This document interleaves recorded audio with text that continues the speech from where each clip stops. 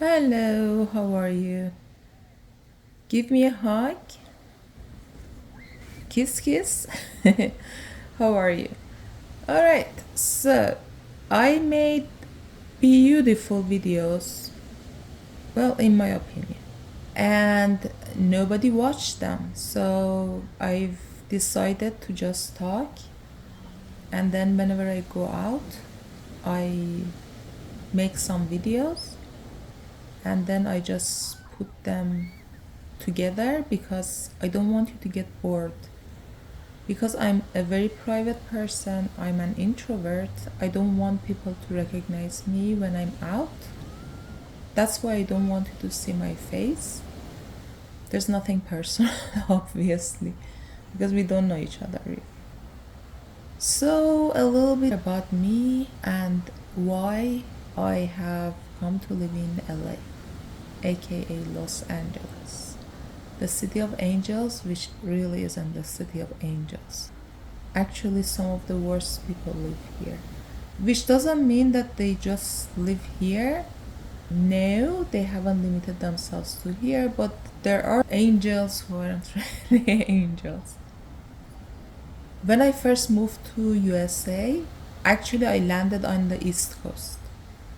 East Coast and West Coast are two completely different countries, really. People are very different, the culture is different, and definitely the weather. So I was there for 1 year, and the reason I moved was really because of the weather. Because on the East Coast, it's either winter or summer. Winter is very, very cold, summer is very, very hot. And then you have 2 weeks for autumn and 2 weeks for spring. Nothing in between. Unfortunately, it doesn't snow as much anymore. If you live in a cold climate, at least you want to see the beautiful snow. But it doesn't even snow as much anymore because of the temperatures. So on the New York side, you don't see a lot of snow, but still it rains like heck. When it rains, it rains. You're walking, and if you hear, you have to take shelter instantly. If you're even 20 seconds away from the shelter, you will be completely soaked. And it's not just that. Even if you find shelter, you can get soaking wet. I remember one time, the first time that I got caught, I quickly found a bus stop. I went and I stood underneath, but the wind also changes directions. So no matter where you're standing, you're gonna completely get wet. That's why I decided to move to California, because everybody said there are a lot of other people who are also Persian and live in California, that I didn't necessarily care, because if I wanted to see other Iranian people, I would have just stayed in Iran. So personally, I feel like when you move to another country, mingle with other people, which has been very, very fun for me. I absolutely love this part about moving to another country.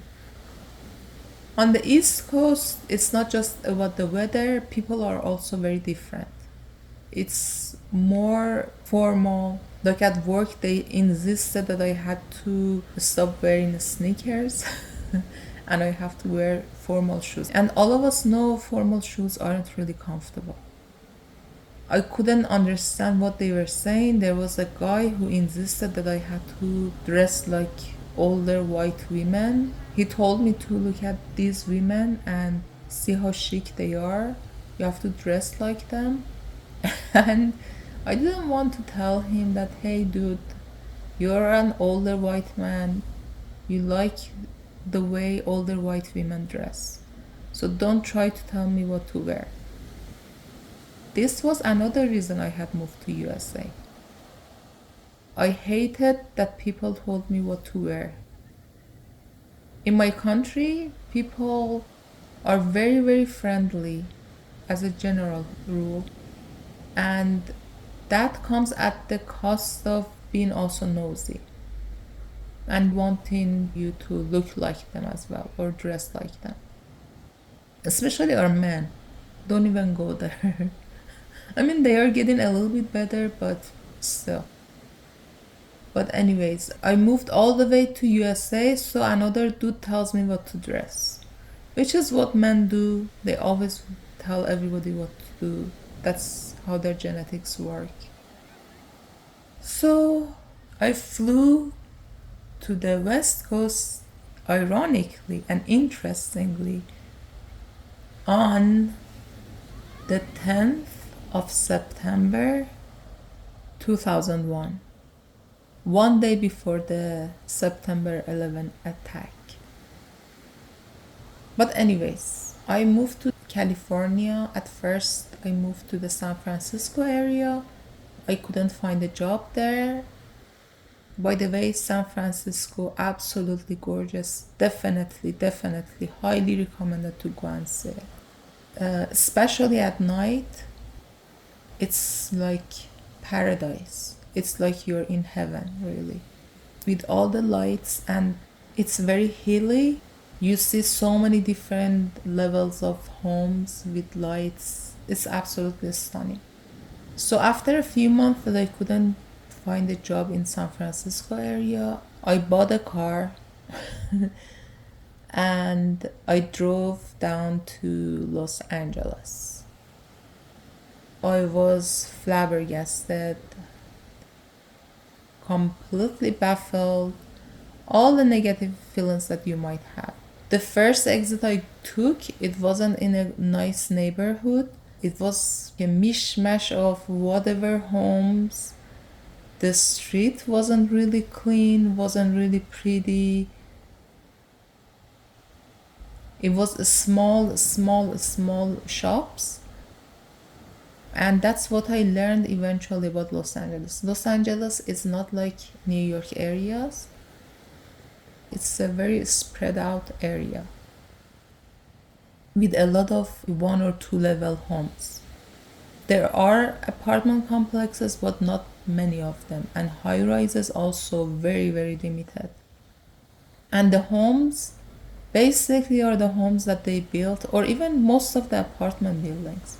They are the ones they built many years ago.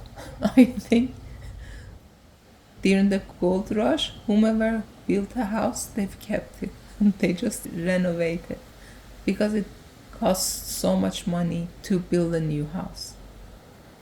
Everybody has told me the same story. It's not just me being very disappointed. There was a guy I met, I don't remember where was I, but he asked me a few questions about Los Angeles. He was a good-looking guy. So I told him, do you want me to show you around? And he said, yes, please. I don't know if I mentioned already, he was from Texas. So I gave him a tour of Los Angeles and I enjoyed his company as well. He wasn't just good looking, I was also asking him questions about Texas. So it was a win-win. At first, I told him about the prices, about the tax, about how much homes cost, and he said, this is ridiculous. I can't believe people are paying so much for these homes. They are so old, they are so ugly, and the city isn't that nice. And I agreed with him while we were driving toward nicer areas. I did what I do to everyone I'm giving a tour to, like when family members come to visit me.